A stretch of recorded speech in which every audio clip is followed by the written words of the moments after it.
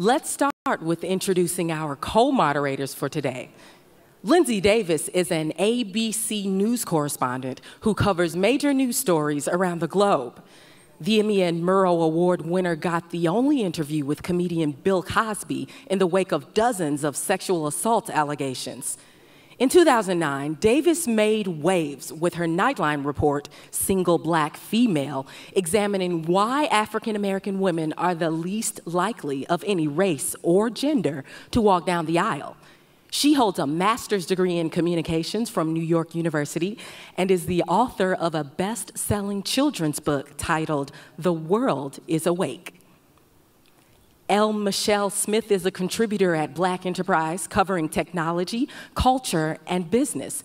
She has more than 20 years of experience as a communicator and integrated marketer at global agencies and a Fortune 10 tech, media, and telecom company. Brand Innovators named her one of the top 100 women to watch. Women of color in STEM recognized her as a technology all-star. A Dallas native, Smith earned a bachelor's degree in English and a Master of Science in Media Studies from TCU.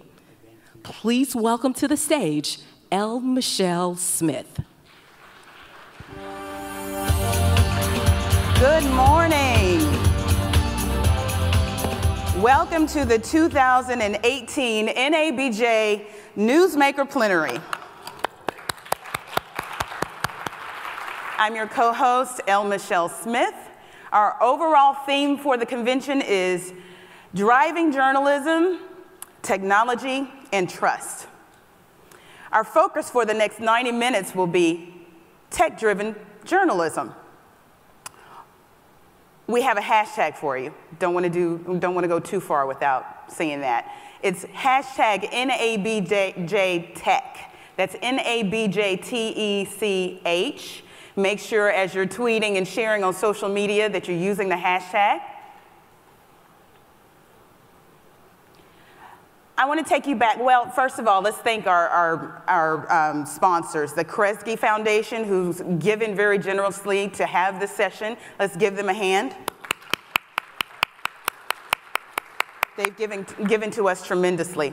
I want to take you back a little bit over a decade, to the year 2007. Now, for some of you in the room, that wasn't too long ago. Some of you were very young. But some things happened in 2007 that would tee us up for this conversation today. There was a small startup by the name of Twitter that showed up at a little festival called South by Southwest and introduced its platform, which was made for the wireless device. Something else happened in 2007. Something called the Facebook decided that it wouldn't just be for college kids anymore and introduced itself to the general public. Later that year, they would also introduce a wireless platform. Something else happened in 2007. Does anybody else know? The introduction of the iPhone. Apple introduces the iPhone. Why am I outlining all of this for you? Suddenly, mobile social became a thing. And in 2008, everything changed because Android introduced the HTC Sense, which actually was the first open source device out there, and it drove the price down on these devices. So suddenly, people who looked like you and me, underrepresented groups, were able to access the internet in more ways than they had before, simply in their pocket and on the fly. Which meant that with a hashtag, you could start a movement from your house on your way to the bus. You could even make headlines. This is a new digital economy we're standing in, and there's so many technologies out there besides social media.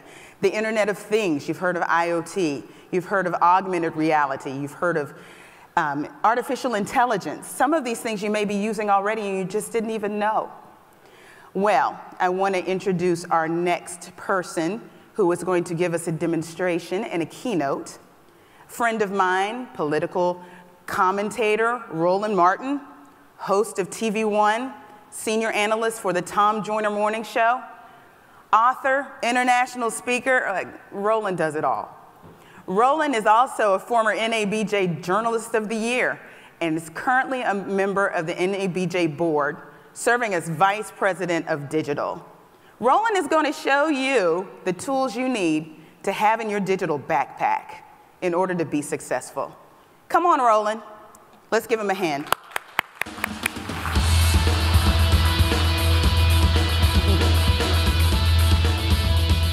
All right, folks, how we doing? Should have gone the other way. That's it? Y'all awake? Last night was just the first night. I just realized this was. Like, man, y'all was sitting here sleeping.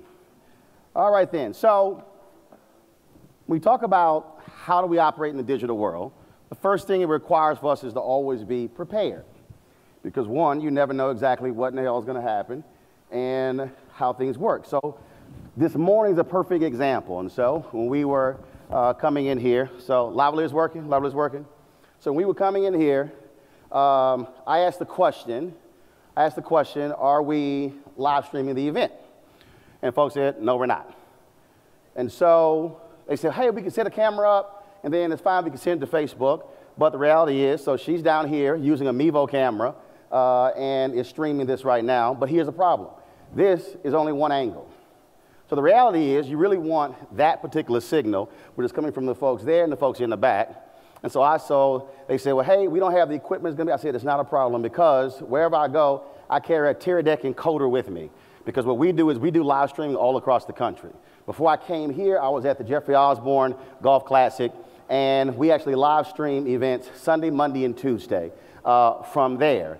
And so I said, no problem, I'll be back. So I went to my room, and I said, I'll come back down because I always have my stuff with me. Now, some of y'all about to freak out right now because, trust me, I will. So you're going to say, oh, my God, this is your gear bag. And the answer is yes. This is a 22-inch bag, which allows me to fit overhead on an airplane. So wherever I go, this bag goes. There's nothing I can't do with what I have in here. So wherever I roll with my MacBook Pro, I roll with my iPad as well because I use it for different purposes. Now, I'm not sure how we're going to do this on the camera angle, so let's see here.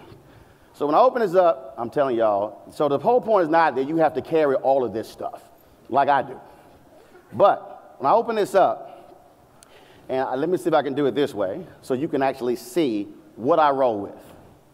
Now, some of y'all right now saying, what the hell is wrong with him carrying that stuff all over the place?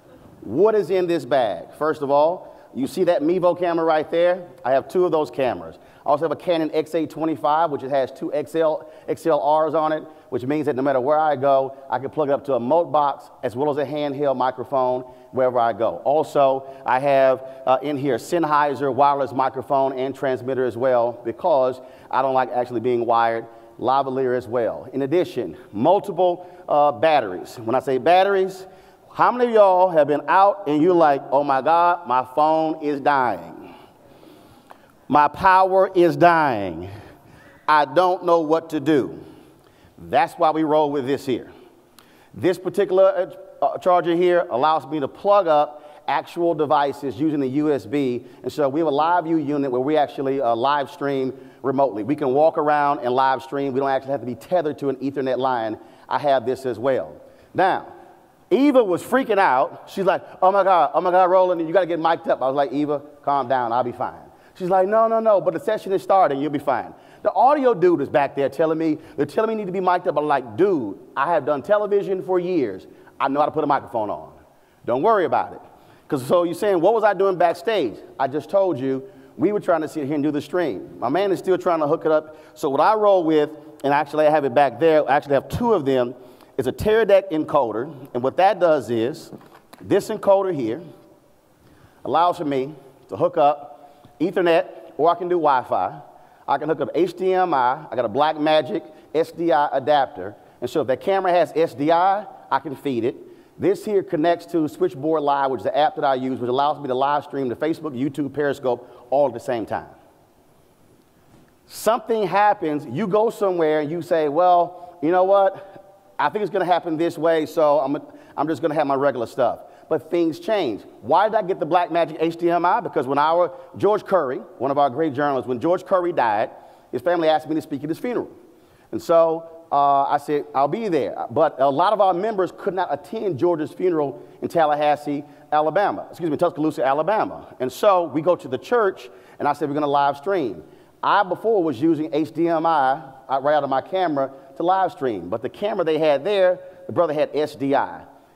I'm always thinking about what might happen that's a negative, and I'm thinking about how to ensure that I don't have a problem.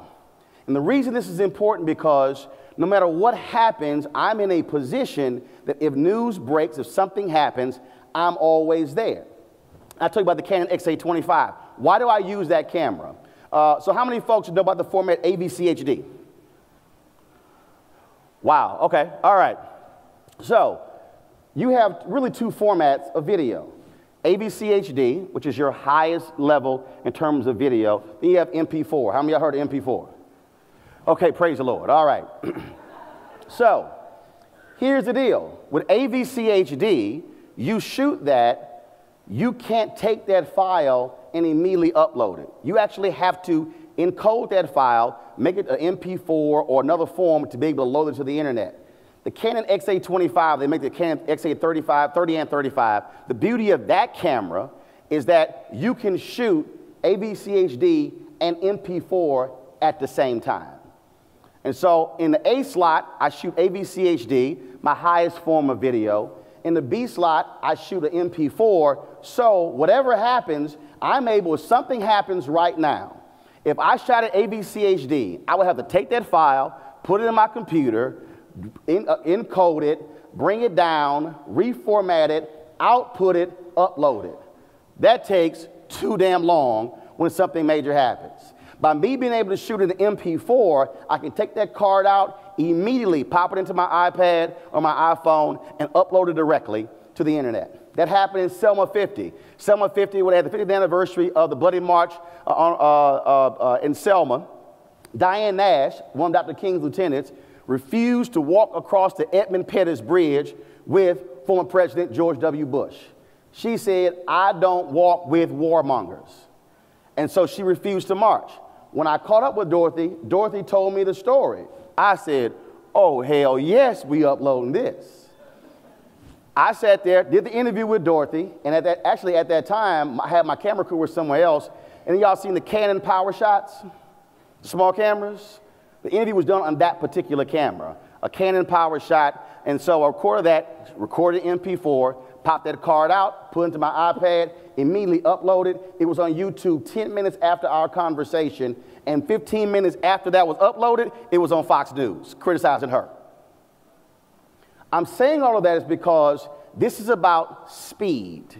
It's about speed. It's also about how can you be as compact as possible if you are a one-man, one-woman band, because you're not going to be able to roll with an audio person, a camera person, and it's just you.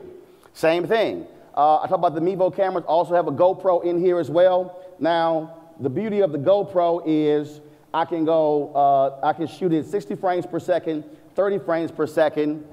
And you see this little device right here. Y'all might be saying, what's this? Well, I can also clip this onto my cap.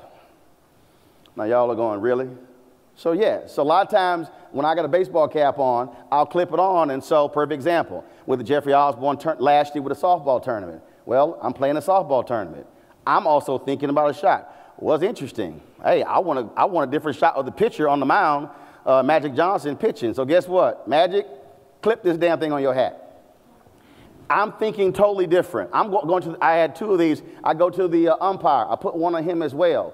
I am constantly thinking about different shots and how to actually do the job, but I'm using technology to actually make it happen. In addition to that, when I talk about how you must, we talk about power as well. How many of y'all have Mophys for your phone, for your iPhones? That's why y'all walk around here with these dead-ass iPhones in about 2.5 hours, okay?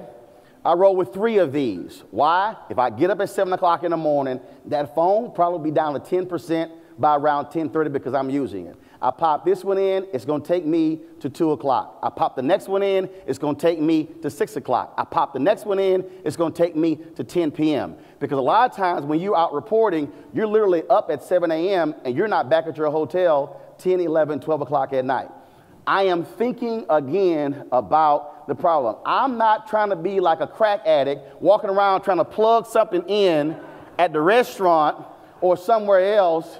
Your phone is across the room because you don't have any juice. It's because we aren't thinking ahead when it comes to a particular problem. When I also talk about what I have in here as well, and so who rolls with wireless earbuds? Now, I'm going to ask this question. Anybody can answer it. Why do you think I would roll with a wireless earbud?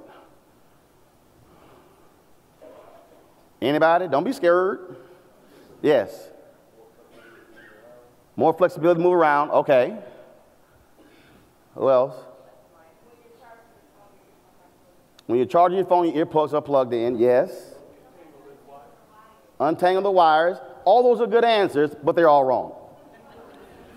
So I'm going to use an example of what happened I was in Birmingham. So last year, 2 years ago, no, it was last year, I received the Hank Aaron Courage Award for my media work and was presented by Hank Aaron and the Atlanta Braves.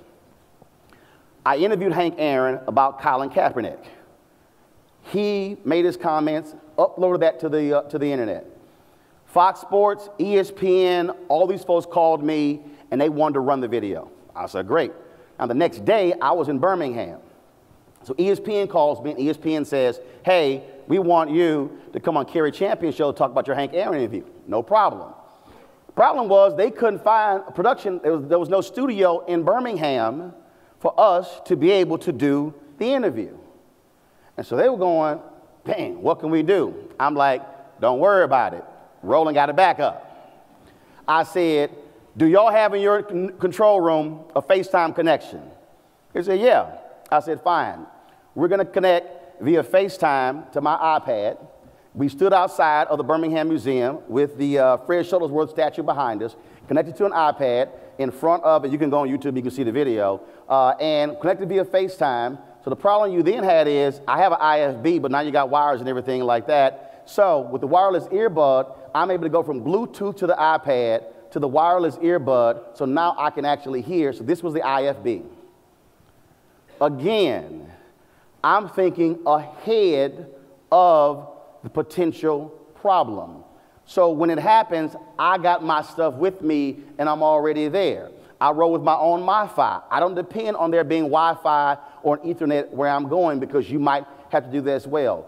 The point here when I'm talking about how you must think in terms of a 21st century journalist, you must understand that you're not going to be able to have all of the staff and everybody rolling with you at all times. You must be able to think differently. Over here, I have some audio cables. I'm also on the Tom Joyner Morning Show, and so a lot of times in terms of how we roll with audio. This happened at NABJ when we were in Washington, D.C., when Hillary Clinton spoke. And so one of the issues that we had was getting audio out as well. And so what I did was I went and got an audio cable, which is in here somewhere. I went out, got an audio cable that allows for me to be able to connect to an audio board to record the audio into the iPad using the Twisted Wave app. Now, why is that? We were having audio issues with the cameras, and so I said if we record clean audio through the iPad, then we're able to then connect. We could take that audio file and then just sync it with the video. Now, sometimes, again, you're thinking, oh, they got XLR. We're all good. Guess what? The XLR inputs were all taken. What wasn't taken? This size. Having this adapter allowed me to be able to plug it into that 1/4 inch input, go XLR out of that into the adapter, into the iPad. Again, what I don't want to be in a position is when I go out somewhere, anywhere in the country, anywhere in the world, and I encounter a problem, then it's kind of like, damn, I can't get what I'm trying to get. No, having all of this allows for me to be in complete control to get the content, because at the end of the day, That's the difference between seeing me on ESPN talking about Colin Kaepernick and then somebody else at home going, damn, I wish I had thought about that. We have to be constantly aware of technology, and we're walking around with these phones, we're walking around with Androids and iPhones, not realizing that literally in our hands are complete newsrooms to be able to disseminate information. I utilize Skype, I utilize Google Hangout, I utilize FaceTime, all of that to be able to tell a story. That's not where we're going, that's where we've been. And when you understand that, that's how you then can monetize it. That's how I can walk into places and I can meet with advertisers. I'm launching a digital show on September 4th, Roland Martin Unfiltered. That's how I can walk into a place and sit down with a company and pitch that show, and 24 hours later, they say, we're in for $250,000. That's how I can go to somebody else and they say, we're in for $250,000. If you don't understand this, you will be dead in this business.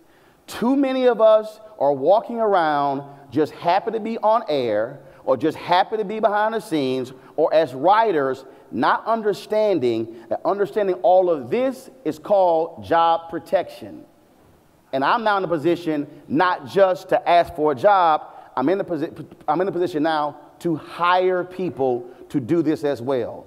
That's where we have to be. Last thing, and the time is up. I use who uses Flipboard to actually read news stories? The first thing, I got Flipboard, all my stuff. The first thing I read with Flipboard every day is technology. That's one of my deals. I want to be aware of every single potential tool that makes my job easier, that can make me more money, that can position me as my own media company. That's how every single one of us should be thinking. Thanks a bunch. Michelle, where you be? Awesome. How are you doing? You did a great job. Michelle's like, what's in your bag? I said, yeah, Michelle's gonna take I wanted to tee that up for you, but you did it all. It was great.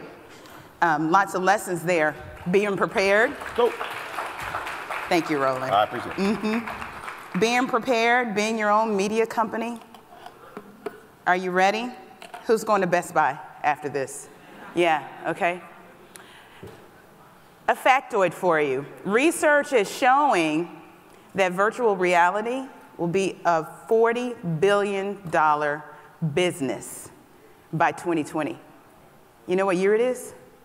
2018. That means most of us may have goggles at home. I do. Anyone else? No, not yet? Eventually you will.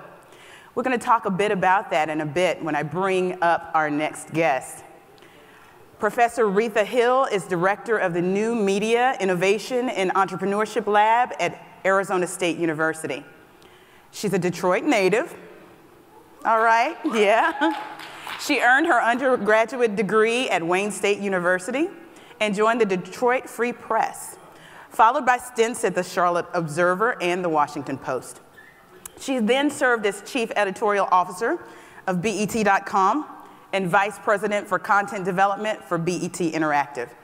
Her students at ASU aren't just journalism majors, they're also computer science majors. They create web applications, social media tools, mobile apps, and they even have gamified journalism. She's going to talk about all of that and what you as journalists, especially Black journalists, should do to prepare for this new digital age. Everyone, Retha Hill.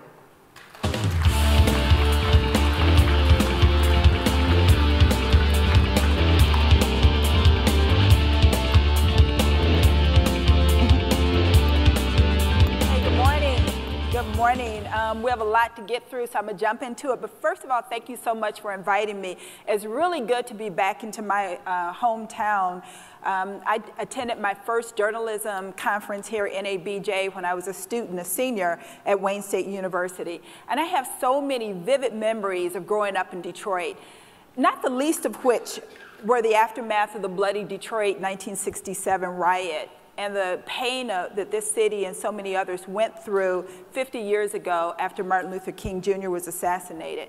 But as we reflect back on those times and those reevaluations of 1968, I think it's important for us to think about how we as Black journalists told the story of King's death and the transition from the Civil Rights Movement to the Black Power movement.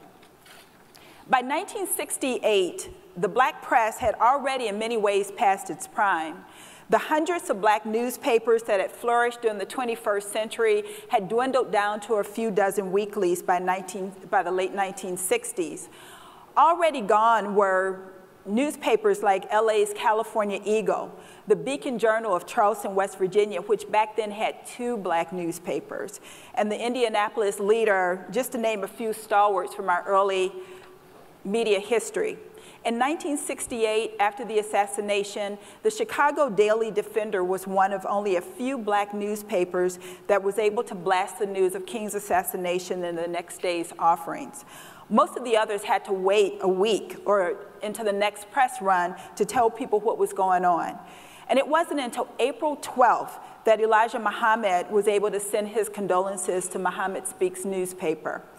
Of course, we'll never forget Moneta Sleet Jr.'s Pulitzer Prize-winning photograph of Coretta Scott King as she consoled her young daughter at her husband's funeral. But most Black newspapers were just out of the game. There were only a handful of Black-owned radio stations in 1968, and there was no Black-owned television station back then. That wouldn't come until 1975. There was no BET, no TV One, no OWN, no Tyler Perry Productions back then. Even the Associated Negro Press, which was the AP for the Black newspapers, was out of business. They had gone out of business about 4 years earlier. The Black press did what it could to tell the news and the story of King's assassination and to chronicle those nights of rage that followed and try to explain what this was going to mean to our movement. But today, we have such great opportunity to tell our own story in all its 8K beauty and all its tear-clouded tragedy. We have the tools that can take people back in time using 360 video or take them forward in time using augmented and virtual reality.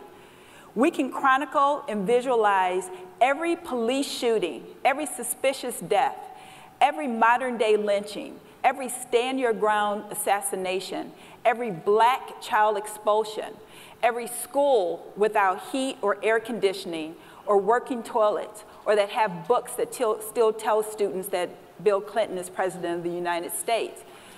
But we don't do it because we're largely unprepared. We're largely uninformed. The tools are there.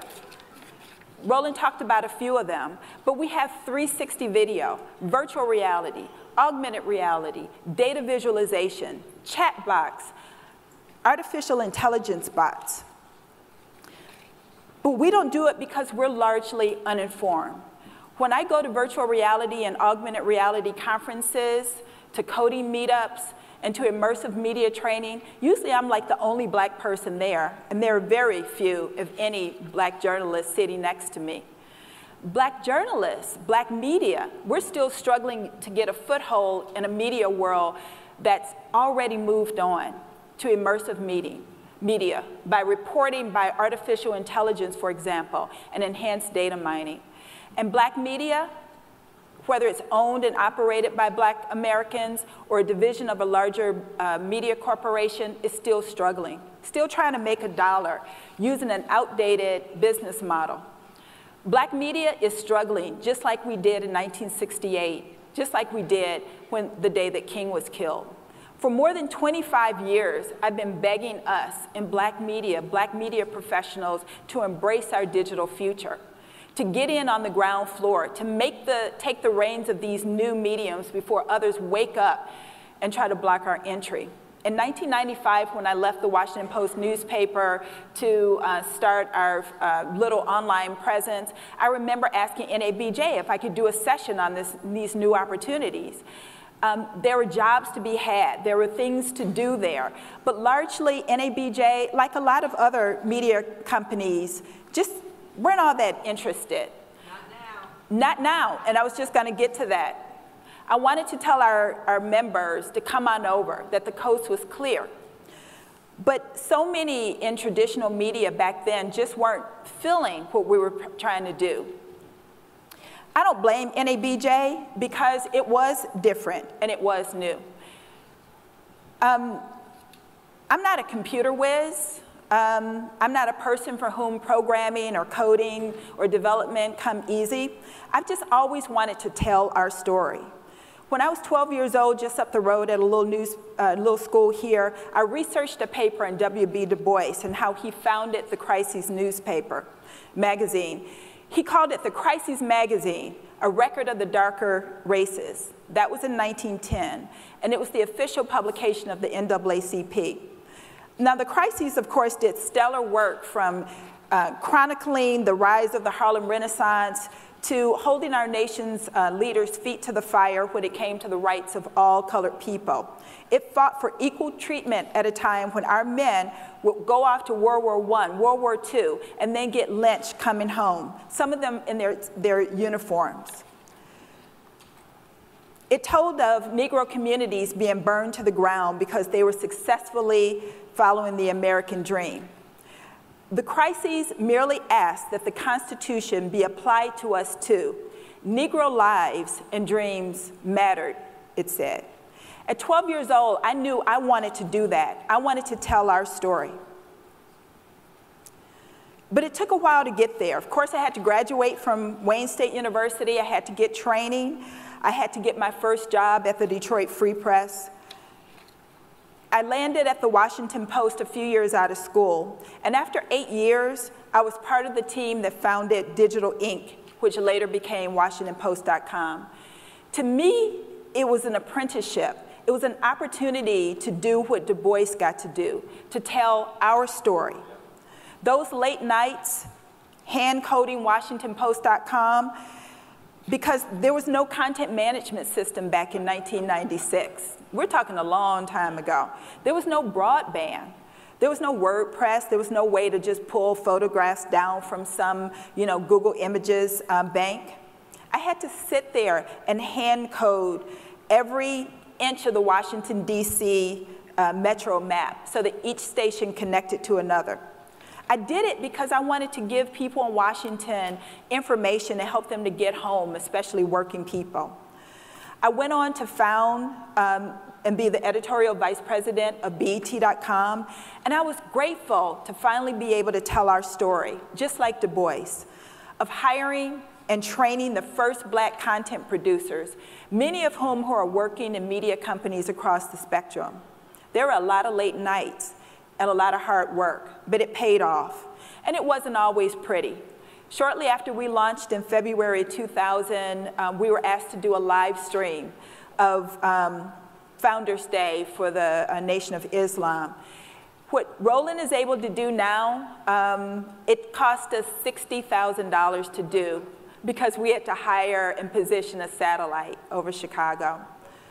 But we did it because we wanted to muscle our way into the digital media landscape and let people know that black people were there and always will be there. Again, a lot of mainstream media people just in the late 1990s and 2000s, they just weren't feeling online. They didn't think it was that important. And luckily, NABJ is changing. We're doing those workshops. In recent conventions, thanks to President Glover and people like Bené Wilson and Dr. Sib, we're having these workshops. We're training people how to use Google tools. We're talking about some of the latest technology, but unfortunately, some of those workshops are still not widely attended as some of the others. The art of the live shot and how to break into sports, I mean, that's important. And those are usually standing room only. But the workshops on VR or covering technology or artificial intelligence, not so much. We have to get into this. We have to be able to teach these skills, learn these skills. But we still get some of the same questions on whether new media or digital media somehow is taking away from real news reporting. And I shake my head because when you think about it, millennials, that generation that will surpass baby boomers in terms of the most populous generation in America, that's going to happen next year. They grew up with computers and smartphones, and they engage in media in completely different ways than previous generations did. And Gen Z, that group of young people mostly born after 9/11, natively consume media in digital, short form, and AI-driven ways. We don't understand, as Roland said, that we're already putting ourselves out to pasture. Just going to skip ahead because I'm running out of time here. Which brings me to my final thoughts. One of the great things about technology, besides the fact that it is just incredibly awesome, is that it's always evolving. And that means there's an opportunity for a do-over. Virtual reality, augmented reality, and mixed reality present a real opportunity for those of us wanting to take a chance to learn how to tell our stories in this new medium. And I say, why not us? Who is going to tell the story of Black people in the 21st century using 21st century tools, and not the same tools that we had available to us in 1968? My students last semester, in about 8 weeks, learned how to code in C# and how to build augmented reality portals that can take a user from the real world to another dimension. They're learning how to build items in 3D dimensions. We're probing volumetric VR to bring alive stories from the past. We built an AI chatbot to help people to understand what's happening with climate change. Just last week in New York at a Night News Foundation conference, I released a new tool that I created so journalists can visualize both in VR and AR environments localized data, schools data, arrest data, hate crime data, police shooting data.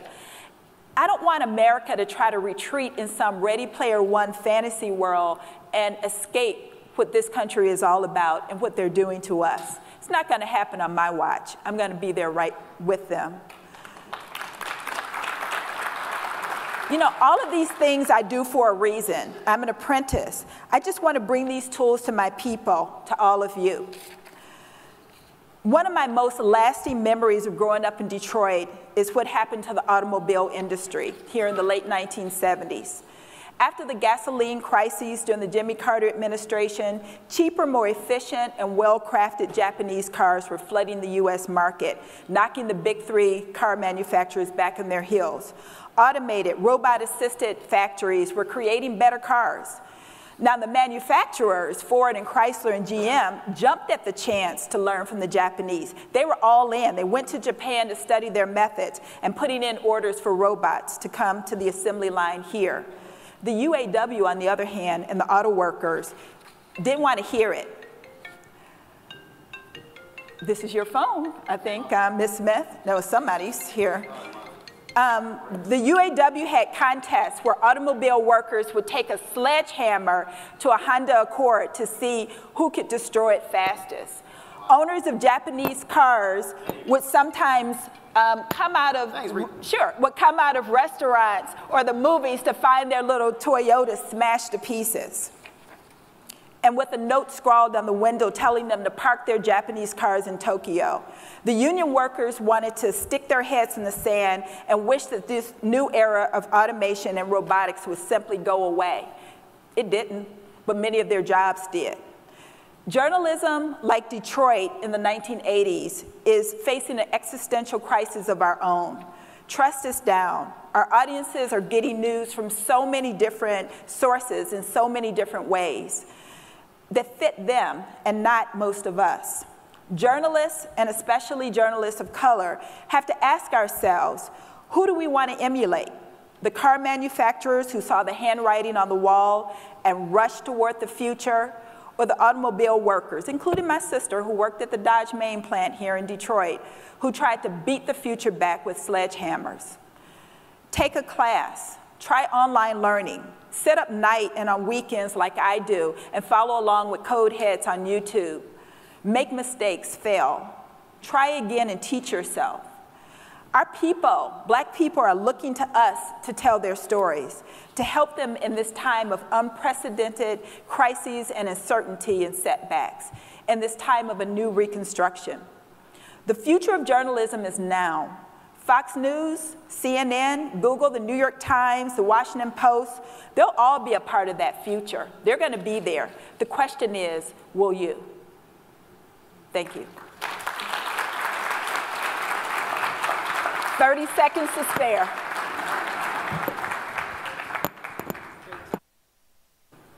Thank you. Let's hear it for Professor Hill. I don't know about you, but I'm inspired. Now more than ever, it's important to have a free press, a free black press, and a free black press that is enabled with technology. Thank you, Professor Hill. Professor Hill and Roland will be back here in a bit. We're going to bring up a panel later on, but first, we want to hear about how technology is impacting black voters.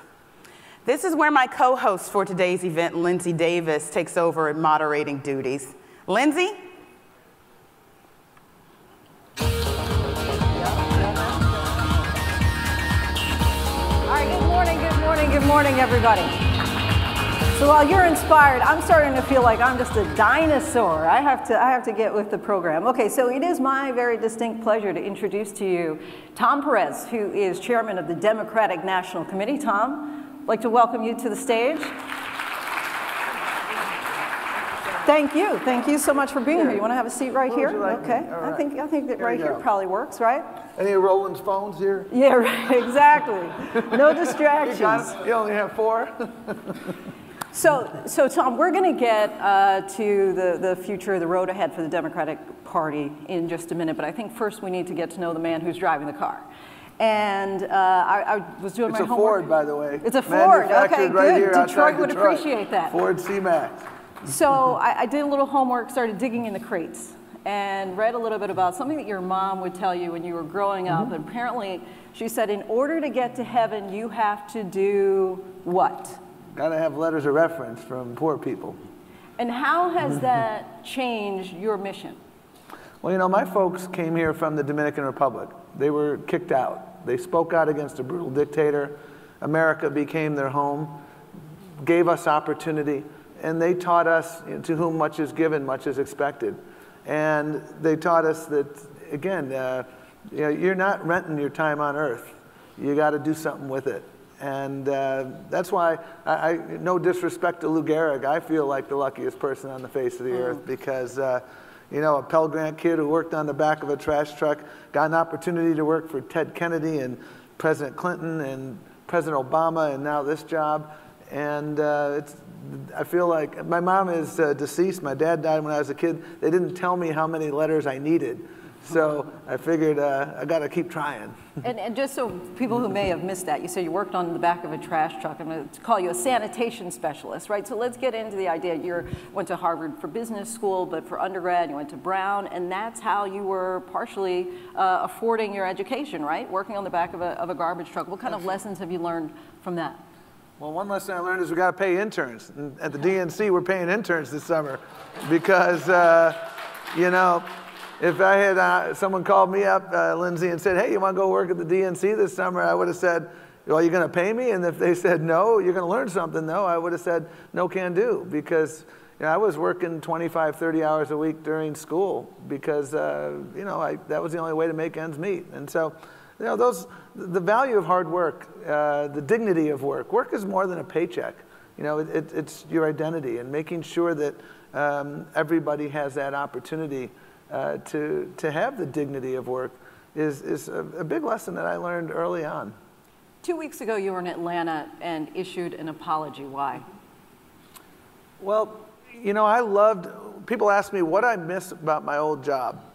And by the way, the city I spent the most time in and my job as labor secretary was Detroit, working to expand opportunity. And what I miss most about my old job is helping people at scale. And we lost that opportunity to help people at scale because we lost elections, not just in 2016, but we lost elections over a long period of time, Lindsay. We lost 1,000 seats in state legislatures. We lost secretaries of state and AGs, all these other races. And we lost them because politics became way too transactional. We ignored some of our most core constituencies. And the reference you're making is to a wonderful day we spent in Atlanta, where we had an African American Leadership Summit. We had roughly 500 people in town talking about what we need to do to win elections again. And one of the things we need to do is to organize everywhere and to never take anyone for granted. And what I said at that meeting was, you know what? We took our most loyal constituency, African Americans, for granted. And that's a shame on us moment. And we can't allow that to happen again. And we won't allow that to happen again under my watch or in anyone in the future. Because right here in Detroit, I did a listening tour, and I met a woman at an AME church who said to me, you know, Tom, you got to stop showing up every 4th October telling me that you care.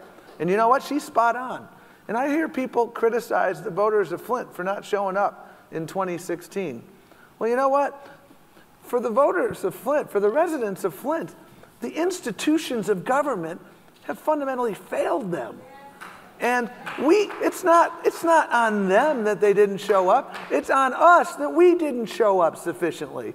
And so that's what we're doing as a Democratic Party now. We're organizing everywhere. And it's not just organizing everywhere, but we're leading with our values, fighting for the issues that matter in communities, and doing it everywhere. What I'm as proud of as anything from 2017, Lindsay, was the work we did in Alabama. And we did it for a number of reasons. Number one, I've known Doug for 20 years. Doug Jones is a spectacular leader, an authentic politician. Number two, we are a 50-state party. We abandoned that. And I was here to say, never again will we abandon it. And number three, we wanted to send a very strong message to African American voters that we are indeed putting our money where our mouth is. And thanks to African American women, Doug Jones is in the United States Senate. And you know, I was proud to have played a role in that. We invested roughly $1 million, and basically almost 100% of that was organizing in African American communities and using local folks to help us succeed. So obviously we're talking about technology. How does technology play a role in the upcoming elections, and as well as reaching out to black voters? Technology is indispensable to our success. When we were talking this morning and you mentioned Twitter, in 2008 or 2007, our chief technology officer was the 25th employee or so at Twitter. His name is Rafi Krikorian. We knew we needed to up our game technology-wise, and he built their infrastructure. I think about so many of our success stories, and they involve digital engagement. In Alabama, we reached over 1 million voters through text messaging. There's a wonderful mayor of Atlanta, Georgia, Keisha Lance Bottoms. And about 10 days before the election, and her election was a week before Doug's election, we learned that she was down 4 or 5 points in the polls. And we purchased 55,000 cell phone numbers of registered voters in Atlanta. We ran an aggressive text messaging campaign. And these were folks who were sporadic voters. These were folks who hadn't been touched. She won by 700 votes. And if she were here, she would tell you that that interaction made a huge difference. We've just purchased actually 94 million cell phone numbers across the country to make sure that, that when you're reaching out, you have that. Because frankly, if you don't have a cell phone number of a voter, you don't have the ability to communicate. In Georgia, we've got a spectacular opportunity to make history, electing the first African-American woman, Stacey Abrams, to be the first African-American female governor of the United States. And 6 months ago, we didn't wait till 6 weeks ago, 6 months ago, we made a 6-figure investment in rural digital organizing of African-American voters, because roughly 1/3 of African Americans in Georgia live outside major metropolitan areas. And so if we're going to reach them, we've got to be there. And historically, it struck me that the plan for success in Georgia in the statewide election focused almost exclusively on metropolitan Atlanta. And we were leaving way too many folks at, by the curb by not engaging. So that's another example. In Iowa, we have an African American running for Secretary of State. And we're doing a lot of what we call relational organizing. One of the things we've learned, Lindsay, is that if Tom Perez from the DNC sends Lindsay an email saying, you know, vote for Stacey Abrams, it's a lot less effective than if I get your contacts and you are sending emails to those voters. And so we're using a lot of tech tools, and frankly, we're creating some tech tools so that we can have peer-to-peer engagement with folks, and that's lightning in a bottle. So I want to give you 3 words: Alexandria Ocasio-Cortez. And for those of you who are not familiar with her, she's 28 years old, used to work for Bernie Sanders' campaign, right? And recently, in June, won the New York congressional race against a 10-time incumbent. What happened there? I mean, it seemed that, you know, in many ways, there were a lot of headlines that said she beat the Democratic machine. Well, she ran a great campaign. She was organized. She was organizing everywhere. She spoke to the issues that people were thinking about. And that brought her success. And I have 3 children. My 2 oldest are daughters. And the day after that election, they said, "I want to meet her, Dad," because she brought a spirit and excitement. And let us be clear also, Joe Crowley has fought for all the things that are so critical in the Democratic Party. I mean, he was fighting for health care. He's been fighting for fair wages and you know, fair opportunities. And I have profound respect for Joe.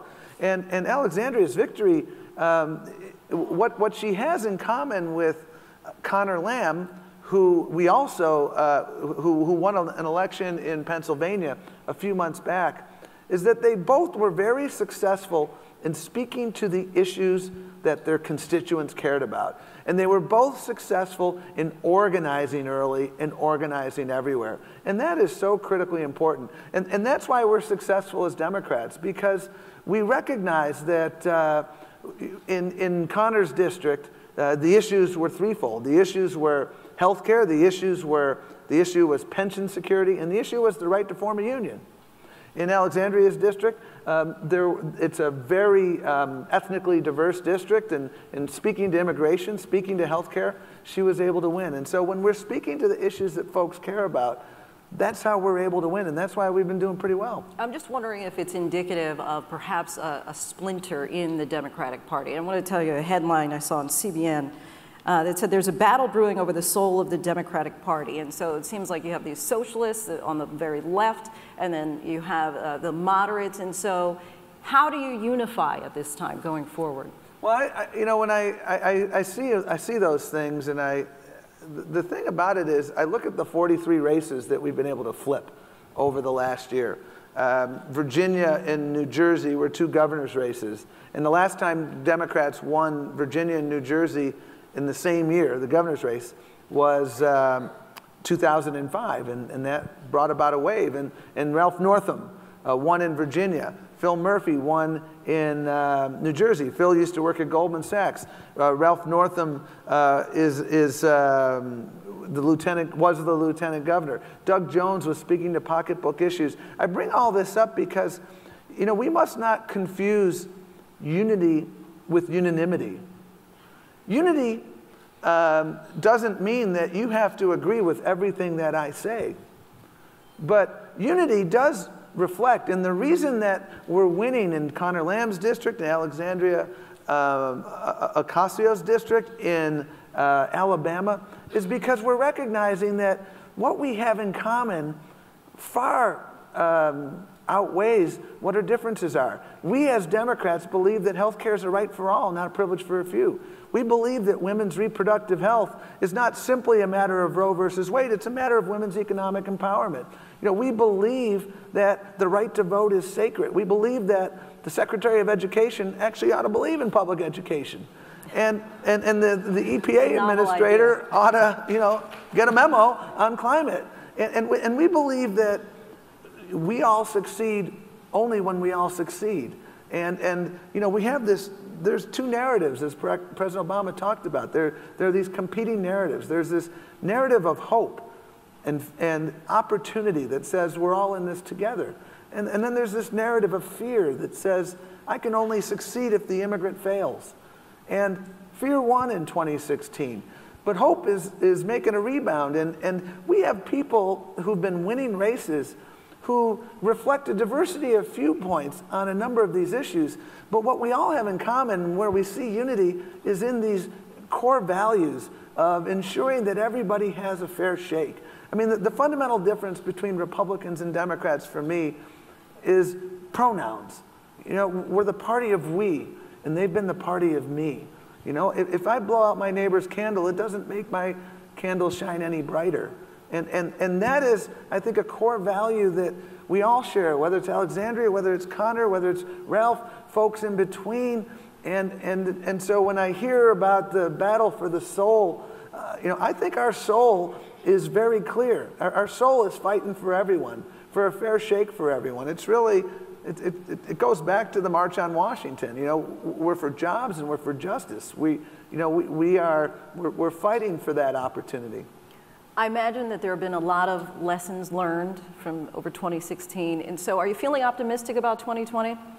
Well, I feel optimistic about 2018. We've got 96 days till the weekend, so I apologize for slightly changing the aperture of your question, because 2020 gets better when we do well in 2018. And the thing we have going for us is we have remarkable enthusiasm everywhere. We're fielding spectacular candidates everywhere. I was in Ohio yesterday. There's a special election coming up there next week for Congress in a seat that's beat red Trump district. And it's gerrymandered beyond all get out, and it's a dead heat, because we've got a great candidate, and he's talking about health care. He's talking about making sure that if you work a full-time job, you can feed your family. And his opponent is just talking about Nancy Pelosi. And, you know, so I feel very good that we're competing everywhere. We've got a competitive race for governor in South Dakota. We've got a competitive race for governor in Wyoming. We are a 50-state party again. We made tremendous progress last year, electing the likes of Vi Lyles in Charlotte and Keisha in Atlanta. And we have an opportunity to make history this year. And one of the things that's so critical, Lindsay, is that we're not simply reaching out to people who voted in the past. We're obviously doing that, but we're touching so many other people. And this is where technology is critical.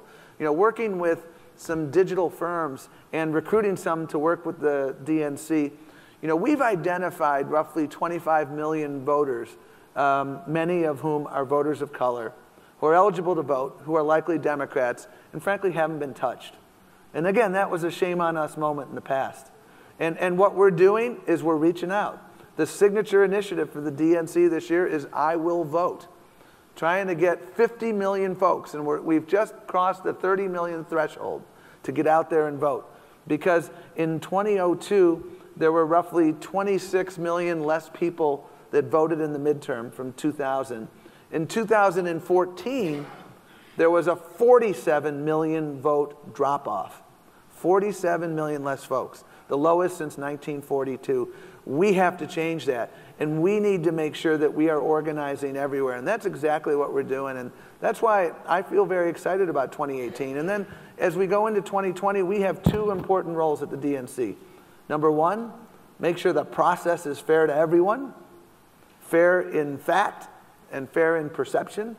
And number two, make sure that whoever wins that primary, and we've got a bumper crop of folks that are going to emerge, has the tools they need to thrive. The organizing tools, the technology tools, the voter protection tools, the millennial engagement infrastructure, so that we can get out there and speak to everyone. That's what we're doing. This is fundamentally, it's an infrastructure job, it's a messaging job, it is about making sure we communicate our values, and we communicate them everywhere, and we communicate them through our actions. And you know, our democracy is on fire. I mean, you all know that. You're at the front lines of this. But this ain't the first time this has happened in our nation's journey. And throughout that journey, you have been the fourth branch of government. And it is more important than ever that you continue to do that. And what I know for us is when we have a strong party and a strong infrastructure, and we're speaking with our values, and we're speaking to everybody, we're taking no one for granted, that's when I feel optimistic. We got a lot more work to do, but I think we can take this country back. Taking back the House and the Senate. That's what I think I heard you just say. Thank you so much, Tom. Take care. All right, all the best to you. Thank you. I'm going to now send it back over to my co-host, El Michelle Smith. All right, we'll go down this way. Thank you so much, Tom. Lindsay? Thank you, Michelle. Awesome. How many of you feel a renewed sense of purpose after that conversation? And I've got my glasses on, I've got my clipboard, we're about to get to work. But before we introduce the panel, I want to make sure that you've been tweeting using our hashtag, posting to Facebook, posting to LinkedIn. You know, LinkedIn has hashtags now, they actually work. Use the hashtag. Some of you have actually tweeted in some questions, and so we're going to get to those after I introduce the panel. But let's bring them up. We're going to ask Lindsay to come back up. And we've all witnessed how technology, we've all witnessed how technology has transformed the journalism industry, and if you don't keep up, you'll get left behind. We've heard that today. So we've assembled a panel of experts to talk about an in-depth tools necessary to stay competitive in this changing marketplace. So first up, we have Arlen Hamilton. You've probably heard her name. She's from Backstage Capital. She's a venture capitalist. Those of you with business ideas, nudge, nudge. Her company has invested more than $4 million in more than 100 companies led by underrepresented founders. Now that's remarkable. That's great. Next up, 20-year-old Jalen Bledsoe of Bledsoe Global Group, a worldwide investment company. At 12 years old, get this, y'all, he launched his own information technology consulting business, becoming a teenage millionaire. Okay, I just need to get close to him and rub up next to him and see if some of that will rub off, right? He gave me some more notes here. He's raised more than $180 million in capital for his clients. Y'all, he's only 20. Jalen, come on up. Simone Oliver is from Facebook. She's a digital content strategist who manages the social platforms, magazine, and lifestyle publisher partnerships. Before then, she was digital director at Allure magazine, where she shepherded the brand's website redesign and led its digital reinvention. Come on up, Simone. And then, of course, we're going to bring back our two demonstrators, presenters, Professor Retha Hill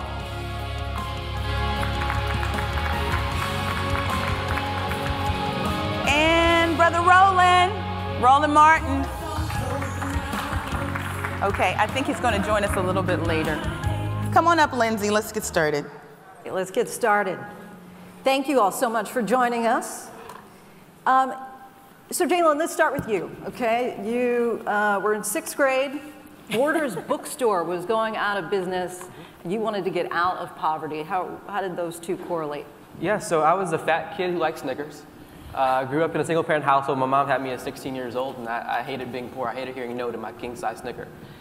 So I realized that technology was my way out of poverty, so I taught myself to program 7 languages out of 10 books over 4 weeks.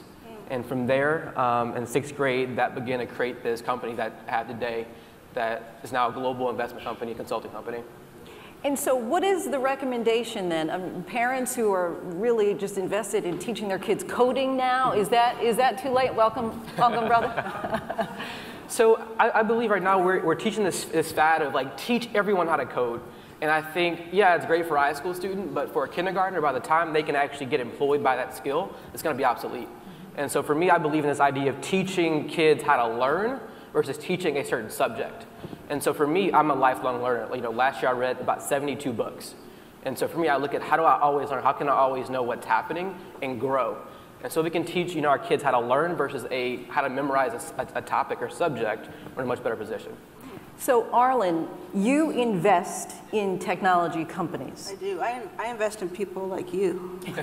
You know what I mean? Yeah, I mean, that is exactly. I know who I'm talking to when we done. Yeah, right. But that's exactly why I started my fund. A few years ago, I come from an unconventional path to venture capital, to say the least. And I was just meeting people over and over again that were not your straight white man, tech bro type that I had been used to seeing once I understood what the startup world was. Because I would say 6 years ago, I didn't know most of what startups was. I certainly didn't know startups were. I certainly didn't know what a venture capitalist was. And today, I know I'm headed to the store to pick up a few supplies because you're still learning every day. There's still more to learn. And I didn't come from any financial background or any startup background, but I guess I had a little bit of common sense, a little bit of it. And I said, there's so much money going to a certain type of person over and over again, where there are people like the people on this panel who've existed way before I even thought about this, and who had been unrecognized and underappreciated and underestimated. And if they had any backing that was similar to the backing that was being given to someone else on a hope and a dream, and a back of napkin, what could they accomplish? And that's why we set out to do it. And you have to be curious. I mean, Larry, the reason I was late, so I was... What had happened? So that phone call. So the CEO of Black Enterprise called me and wants me to do something at their conference. So two sisters stopped me and they're like, okay, we got to the panel late, so give us 4 things we can learn. And I said, well, you know what, did the panel. So I was going through the hardware stuff, so then I started thinking about software.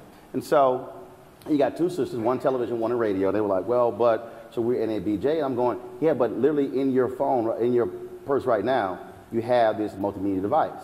And so I said, okay, so Tom Perez is the chair of the DNC. He's here. So you're here. So if you said, hey, Tom, can I get you for a quick interview for 2 or 3 minutes? You record on your phone. You can immediately upload it.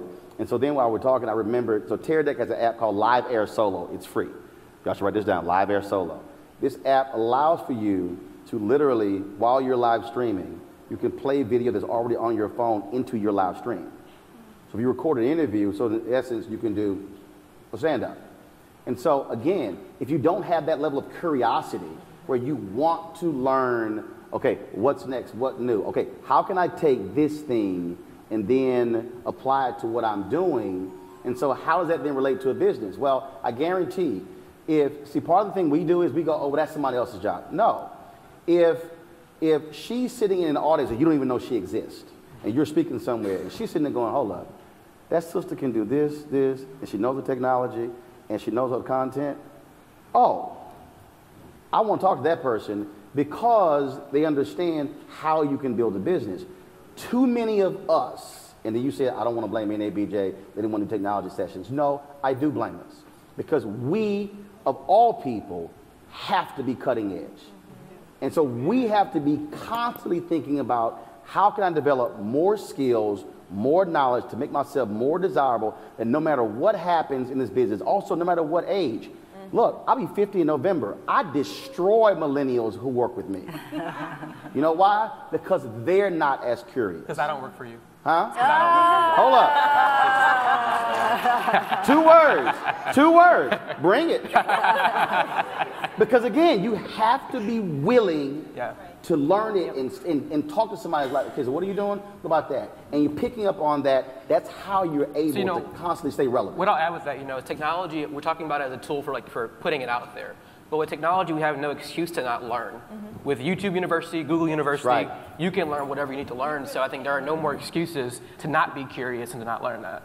Well, I'd be curious, what's the next? I mean, we saw Roland's suitcase. What's going to be going into that? And what's the next billion idea you're investing in, giving the backing, the next innovation that you think is going to be blowing our minds? Out of our portfolio, I would say that we call them unicorns. They're companies that will be worth $1 billion or more. I would say that we have a handful, in my opinion, that will come out of that. When I think about one that just blows my mind every day and that is going to affect the entire world in some way, I think of Uncharted Power. They're led by a black woman out of Harlem. They want to be the first unicorn to be based in Harlem with African roots.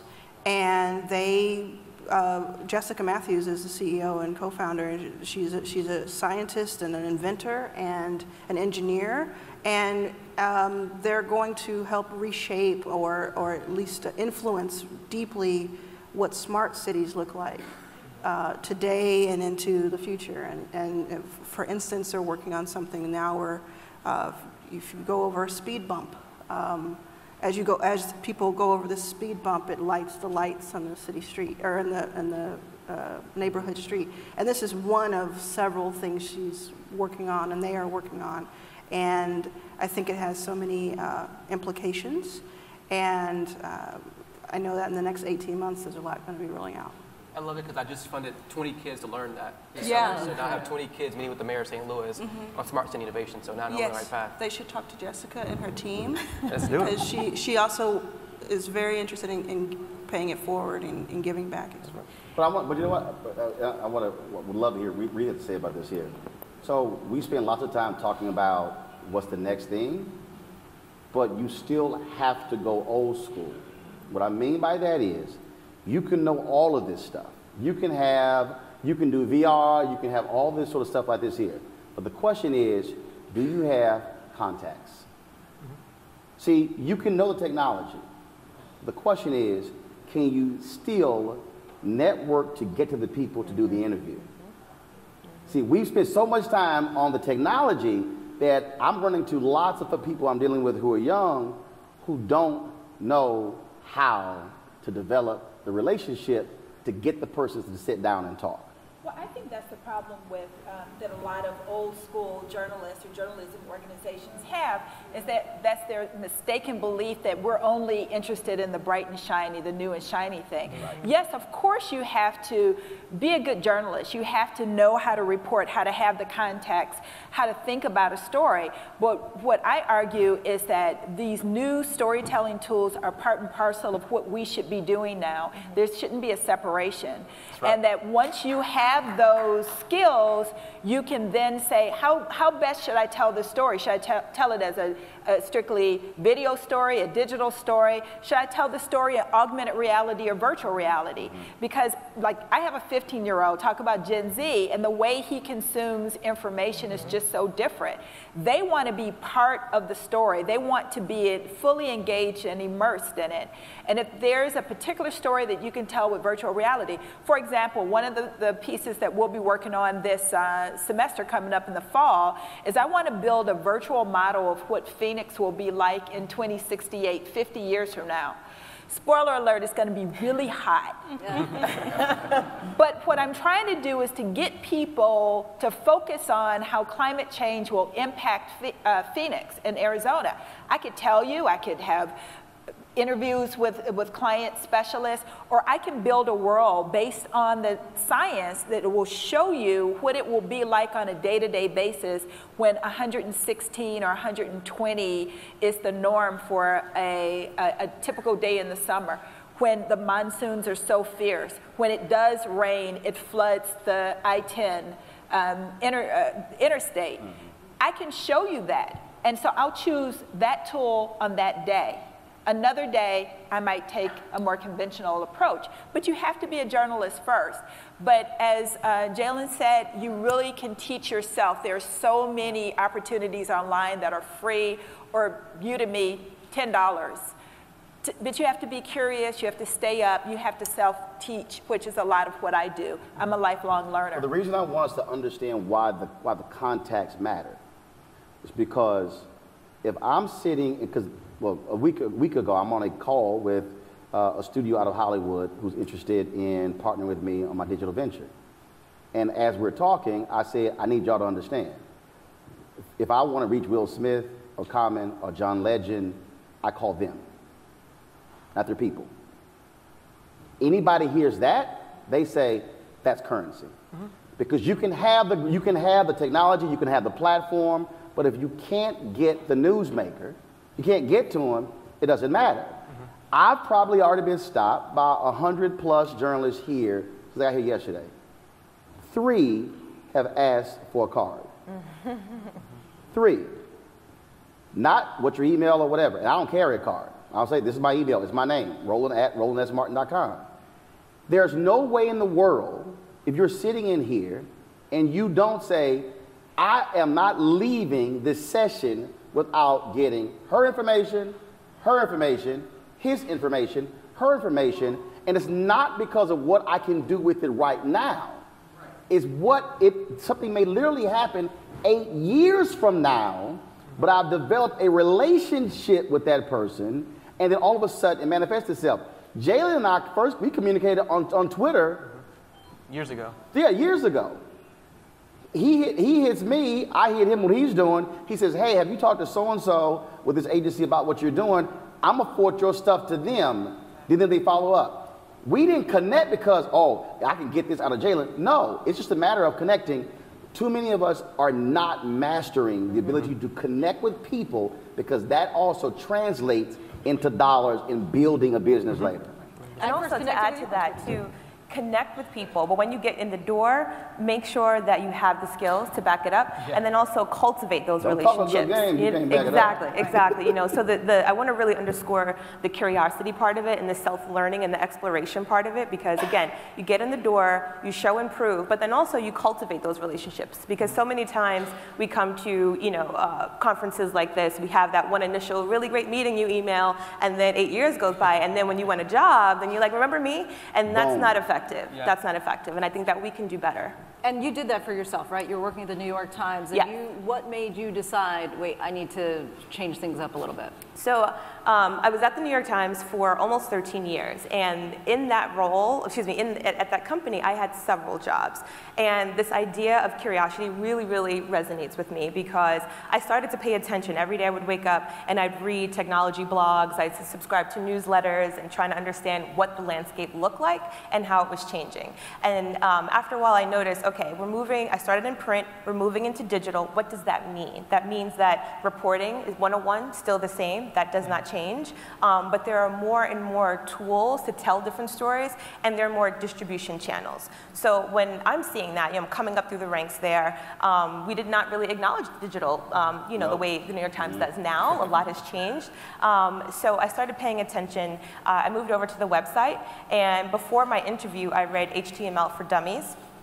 And I got the job at the website. And so, you're talking about hand coding for hours, late nights. I did a lot of that. Then I started noticing, okay, I'm a great interviewer, I'm a great reporter, love editing, hate writing. So what does that mean? But I still love storytelling. So I started to teach myself audio recording and audio editing. I enrolled in lynda.com, which was free at the time, and I started teaching myself shooting video, shooting audio. I also, in terms of relationships, I started to talk to people within the organization. I would talk to the video team and say, hey, like, I didn't study video in school. I went to Howard. I was an English major, psychology minor, HU. And then, I would say, hey, can I take you out for coffee? And I just want to get an understanding of, if I'm doing a one-on-one interview, how do I hold the camera? Where do I put my mic so I minimize my P's and my T's? Like, what does that look like? So then again, cultivating those relationships. And then I made myself more valuable to the organization. Also, I need you to also, and I know some of y'all about to really freak out. You have to work the building. Work the building. You follow me here. When I say work the building, too many of us talk to folks in the newsroom. When I worked at the Austin American Statesman and the Fort Worth Star-Telegram, I first want to know who the black people everywhere else in the building. No, I'm trying to tell you. I want to know who the black people in HR, the black people in sales, the black people in production, because, and trust me, I'm about to work on this, being back on the board, I'm trying to get us to understand we have to be in relationship with those folks as well, because they can also teach us the other aspects of the media business that we don't learn. Yeah. So if I'm talking to the people in sales and marketing and production and HR, one, I'm learning that business side of it, and I'm also learning and maximizing their relationships as well. Well, Roland, it's the idea of owning the story. When you look at media, I'm dealing right now heavily in Hollywood, and there's the difference between being a talent on a TV show and owning the TV show. Oh, yeah. And so I'm rep by one of the biggest agencies in the world, and they're like, yeah, let's get you as a talent. No, I'm gonna fund my show so I own my voice. And so I think that's one thing we have here. It's the same story, but how do we tell our story in our voice and we own that? Right. And I think that's a big piece that we can really push and own with technology. Because you can have a media company, but if you don't know how to sell, you're not gonna make money. Yeah. If you don't know how to market, if you don't understand the operations piece, and so that is probably the biggest disconnect that we've had as an organization, in that we've only focused on African Americans who are on the news side, not on the business side of the news. That's where the real money is. Product and engineering as well. Right. You know, product and engineering. How are they building? How are they packaging all the hard work that you do? How does it go out into the rest of the world? I mean, I look at Blavity right now. You know, Blavity just raised a lot of money. You know, I forgot what the number was. $6.5 million, right? And so they've focused on how do we own that narrative, how do we tell that story, and now how do we raise the money to make that possible alone. Yep. Okay, I have some more questions, but first, I'm going to open it up to the audience for anybody who has any questions. We have a volunteer who has a microphone, and she'll go over to you kindly, so if you just want to raise your hand if you have any questions. And I'll come right to you. Oh, the question right in the back, straight in the back. Don't hand her that microphone, you better hold it yourself. I never let my microphone go. Girl. Hi, I'm Lachey from Turner Sports. I just have a question for you. So you guys spoke on all the technology that exists out there, and there is a lot of it. What kind of advice can you give to someone to decipher what technology and what site is good to explore and will actually benefit them? And how do you educate the communities that you grew up in or other underprivileged communities on how to access this technology and to let them know that it actually exists? Well, I mean, I think in terms of, it depends on what you want to do. So if you're in sports or you're interested in content particularly, I think augmented reality and virtual reality is definitely the wave of the future, and things, we're going to see a lot more change as the headsets become smaller, more portable, where people will have on headsets that look like sunglasses instead of the big contraptions that are on their heads now. Both HTC Vive and Oculus released standalone headsets that allow you to move around. So if you want to tell stories with that, then I would say definitely join Unity, get a Unity account, go online and learn how to create content for virtual reality and augmented reality. It's actually not that hard. I taught some high school students how to do it this summer, had a 2-week camp. They learned it in about a day and a half. So it's not that hard. If you want to do 360 video, for example, purchase one of these cameras and start teaching yourself. Tons and tons and tons of videos free on YouTube that'll walk you through some of the best practices. But identify what it is that you want to do. If you want to get into data journalism or artificial intelligence, that's a whole nother set. As far as introducing it to our communities, I mean, I think we have to go through, you know, the church, if they have sessions for young people, if there are community things. I think for years, NABJ has done these high school journalism workshops to teach people about journalism, and we need to introduce some of these skills into those workshops so that we're not just teaching reporting 101, but we're also starting to talk about some of the new technology that's out there. African Americans and Latinos, Hispanics, they've always over-indexed when it comes to technology in terms of consuming it. We got the two-way pagers first. We got the cell phones first. We got the smartphones first. We got the VRs and all of that, the Xbox. So we have the hardware. We just have to give them content that will bring them to it. And then we have to teach our children not to be afraid of technology. If I can jump in there, it's the idea, sometimes we think we have to invest $1,000 to get the best camera. But really, we see it's the content first, and the quality comes second. So if you can create the content, that's the key. So when I look at 360 cameras, you can buy a camera from Best Buy for $100 at a 360. Right. So if I don't go buy Jordans today, and I go buy a 360 camera, now I'm creating and I'm making money. And so it's where are you putting your money and what's your priority? Because I think we think access is like I have to have $1 million. No, you don't. My first investment was $100. I don't have debt, I don't have a loan, I have no investors, and now I've made over $180 million for our clients. So all you need is first content, tell the story, and use what you have. And I have 3 websites to get you started if you're starting from scratch. So Product Hunt, I'm sure a lot of people have heard of Product Hunt, but if you haven't, it's where your community can suggest, a curated community can suggest products that are coming out, and then it's categorized charted. It's charted. So you can know what other people are thinking and what they're into, and it's just a great place to kind of look by category. And then you have Kit, which is run by a black woman, and I think they just had something big happen. And it's where different influencers put together different kits. So Roland, actually it'd be really cool for you if you're not on it already to put together that kit you just showed us. Someone can then go and just buy it all together. And so they have a lot of those kits already up for different types of hobbies and different types of things. The third is, I will do a transparency, it's my fiance's site. It's Why Video is Great. It's a great place to go to really understand sound, video, where do you start at all price points if you want to, just get started. And then lastly, it's spelled K-I-T, and I do not know the address. I think it's kit.com. Is it kit.com? I think it's kit.com. That's great if it is. But it's, I don't know the website. They're not in our portfolio, so I don't have it memorized. But I know that it's a great company. And lastly, I think even to start, go to the business sections and technology sections of major publishers around the country, and you'll start to see themes that emerge in terms of the winds of change, what's coming down the pipeline, what's happening now, and that will give you kind of a macro view. And then you can go internal and say, okay, what is it that I want out of my career? What are the opportunities?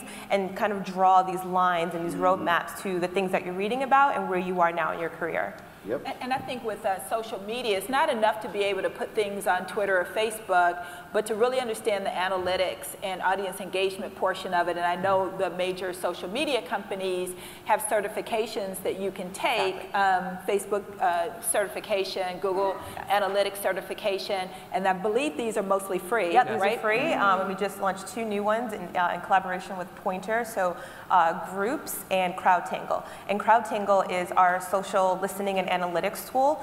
We have a lot of publishing partners that use it, many that use it. It helps them optimize and get a better understanding of their audience so that it can inform their audience development strategies. And as a journalist, if you have these certifications, it's going to help you get that job, not just as a social media director, but a person who really understands the analytics, because as we saw in the last cycle of the elections, that's so important. Cambridge Analytica and all these other ones, they really understand the psychographic nature of the people who are consuming this content, and they were unfortunately able to manipulate people, but you really have to understand how it works, and you can get that certification. That's something that should be high up on your resume. And what they didn't say, all of that equates to money. At the end of the day, T.I. talked about this in March at the Global Hope Forum. Richelieu Dennis, the brother who bought Essence, has talked about this as well. And that is, and which is what we historically have not done, and that is we have not monetized our culture. Yeah. We are the trendsetters. We are the tastemakers. We have not monetized our culture. We let Kylie do it. And so, We let Kylie do it. Precisely. Yeah. And so when I say it's money, I mean, really, I don't understand how this works.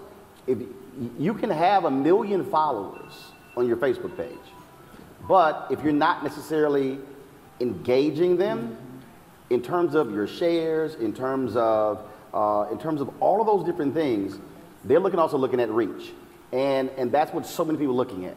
And so I've sat down with people. Actually, I had a meeting, and they said, okay, that's great. You got 1 million plus followers on Facebook, 500,000 on Twitter, 200 plus thousand on Instagram, X amount on Periscope, so you got 2 million. They said, what's your reach? And I said, here's the reach. Dude said, okay, done. That was $250,000. We have to understand this is about money. This is a business. You can't hire people if you don't make money. There are 2.6 million black-owned businesses in America. 2.5 million have 1 employee. 6 years ago, we had 1.9 million black-owned businesses. We had 1.8 million of them had 1 employee.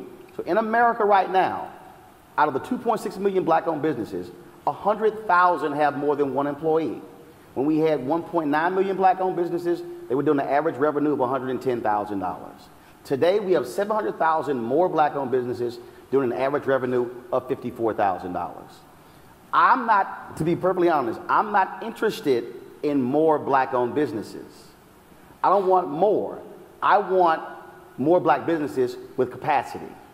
Because if you can only employ yourself, then that's fine. But if you don't have the ability to employ 3, 5, 8, 10 people, now that contributes to income inequality, that contributes to all these other things that we talk about. So we must be thinking about capacity. And so you might just be sitting here going, oh, I'm just collecting followers. No, for every person who's following you and you're engaging with them, looking at your clout score, all of that has a direct relationship when you begin to sit down with investors and advertisers, and they're going, that will determine whether or not I'm going to give you 50 or 100 or $250,000 or $500,000. And so we have to think that way. And I know it's scary for a lot of us who have not been raised that way, but this is business. And we must understand business. Not, I'm a journalist, hey, I want to write a story. No, Get out of your comfort this zone. is business. It's a whole other session right there. Yeah. Any other questions from the audience? Yes, we have a question back here. We have a question back here. Okay. Hi, good morning. I'm Joe, independent in Brooklyn.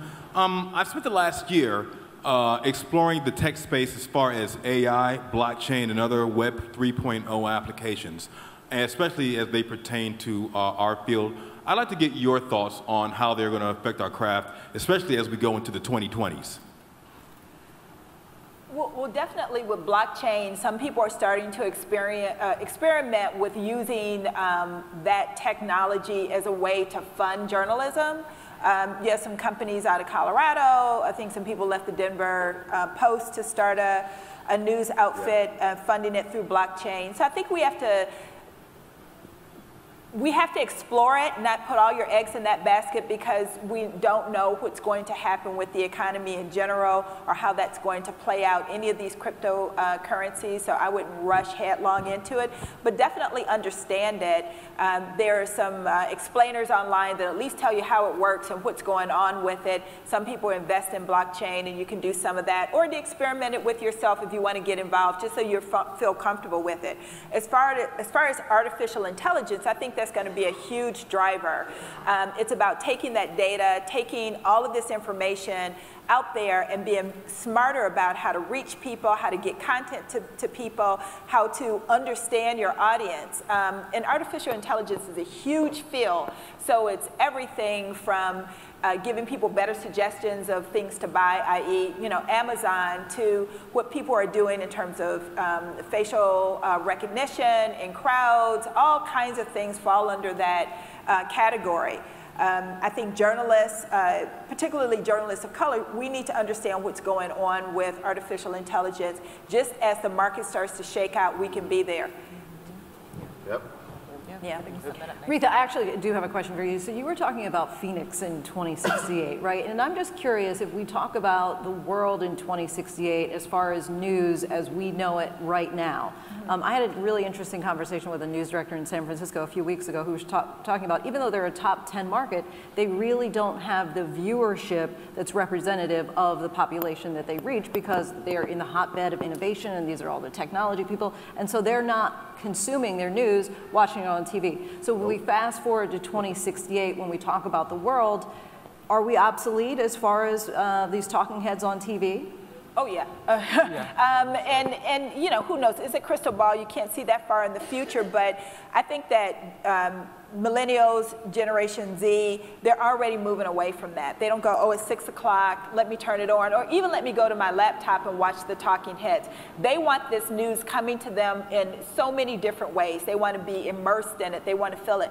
So if you're reporting on the hurricane down in Puerto Rico, they really want you to take them there, and not in a Mark Zuckerberg way, but take them there so you can walk around and you can see what's going on and experience it for yourself.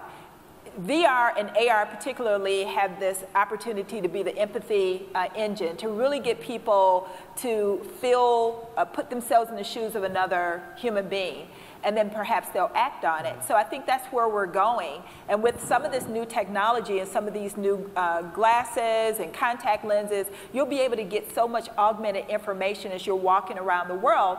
And that's where it's important to make sure that we have content up there so people can make choices when they see something happening, instead of having like, let me go and find this content and read about it, you see something in the real world and you're getting an augmented feed to you about what's going on there. I think that's the wave and that's where we're going. It sounds like science fiction, and to a certain extent it is, but it's here. We have the technology, we just have to make the device smaller.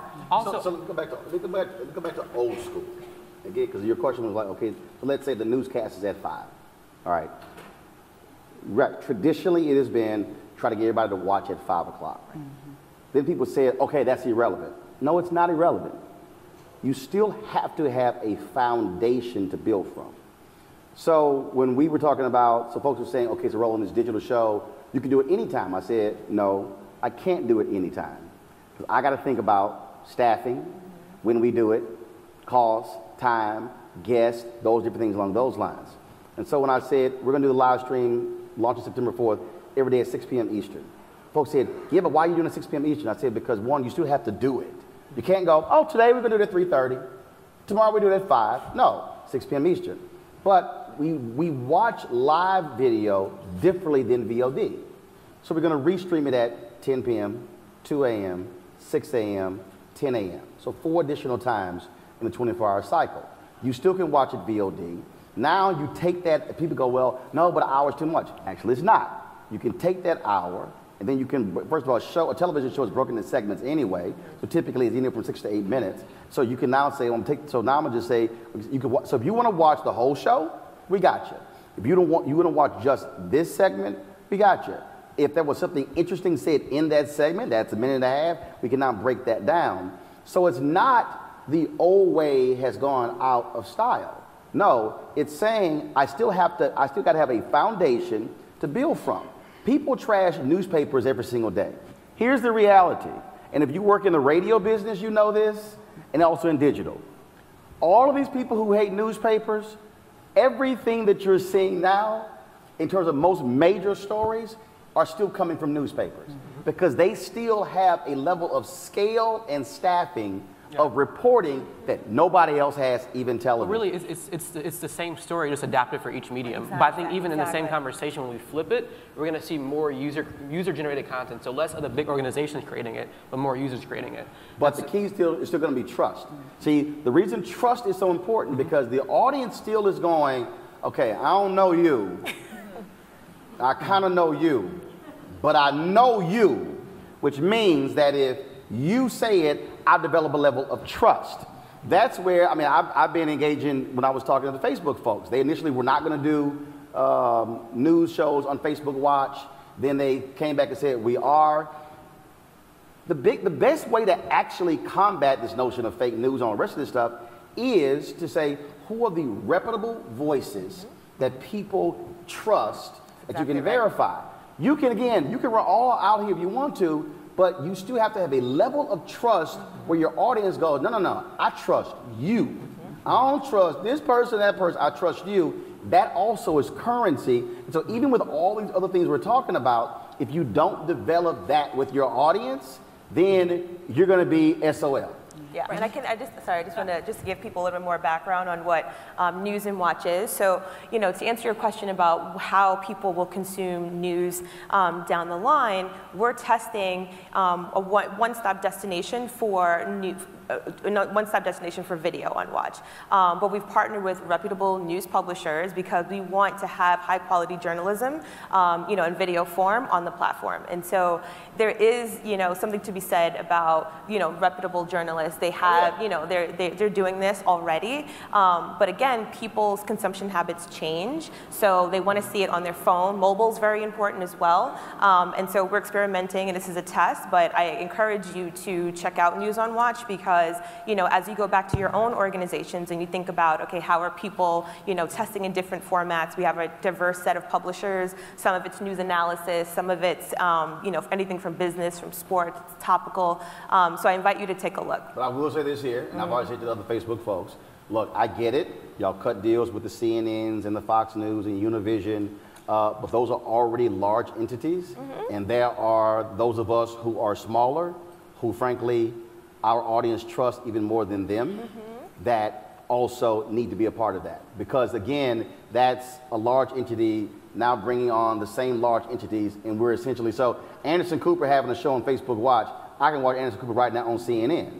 But how can Facebook now elevate voices who are not on CNN, who are not on the Fox News, that audiences trust, utilizing that scale?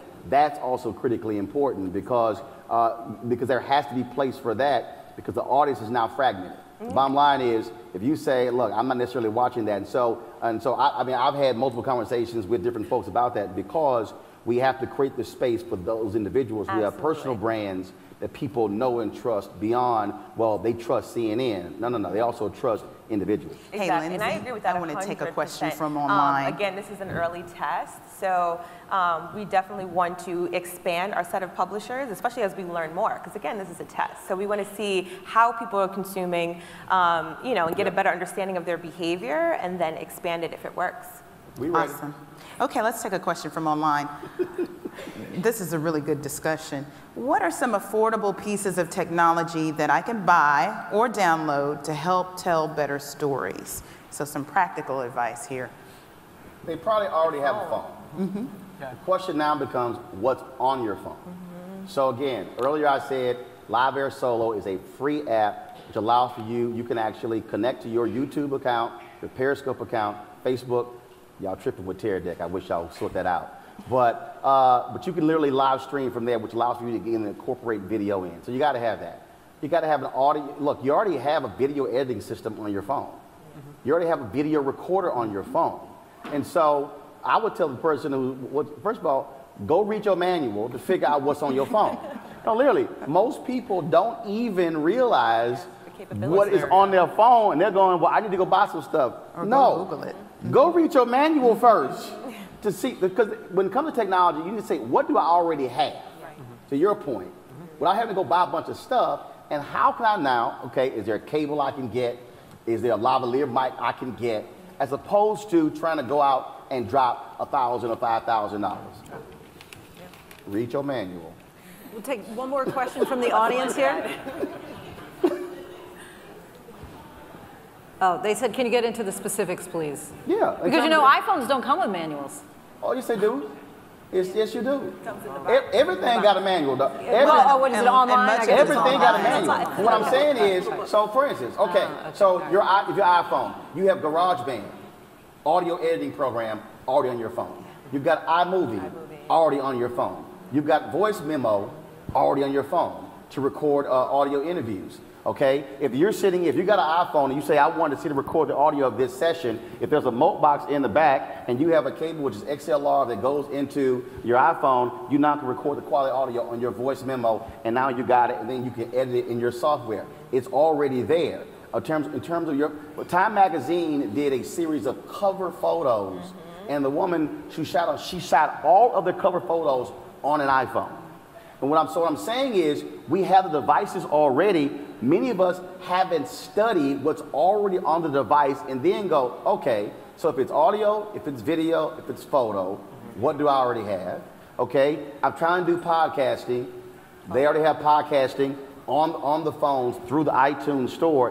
You know, it's all there. So what I'm saying is start there. Now when you go from there, go, okay, now what else am I trying to do? So what else can I download or whatever? But really start there to study this and maximize the hell out of this before you buy anything.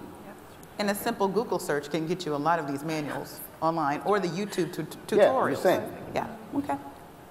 All right, I think we're going to take one more question from the audience. We've run out of time. Hopefully some of our panelists will be able to kind of like mix and mingle just for a little bit, and you can approach them one-on-one with your questions. Mr. Martin, that's my daddy. I'm Roland.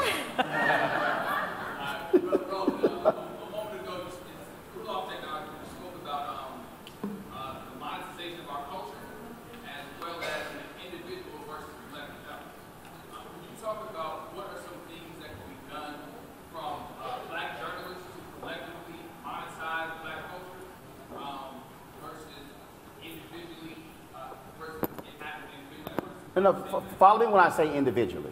This is what I mean. In the movie The Insider, it was a great line.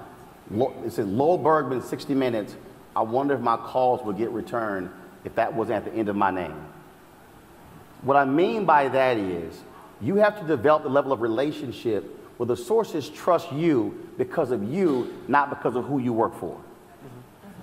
I am not Roland Martin, CNN. I'm Roland Martin, who used to work at CNN. I'm not Roland Martin TV One. So my currency goes wherever I go. My relationships go wherever I go. And so, as I'm saying, creating my own entity, I don't have to have an apparatus to actually do it. That's what I mean by, in terms of your individual brand. Soledad O'Brien has Starfish Media, and she and I talked about this for like 4 years. And we would have these conversations. She was like, yeah, but CNN the brand. I'm like, no, Soledad, you are a brand. This is Me Inc. And do understand when they lay you off, because they only care about their bottom line. At the end of the day, I don't care. I mean, say it right now, you are nothing more than a line item on a spreadsheet. And so you have to be thinking the entire time while you're working somewhere is that if I get to know the person who's the mayor, I'm not getting to know them because I work at the Fort Worth Star-Telegram, because guess what? When I met Deron Kirk, he wasn't mayor, but then he became trade ambassador to Obama, and I still knew Ron Kirk.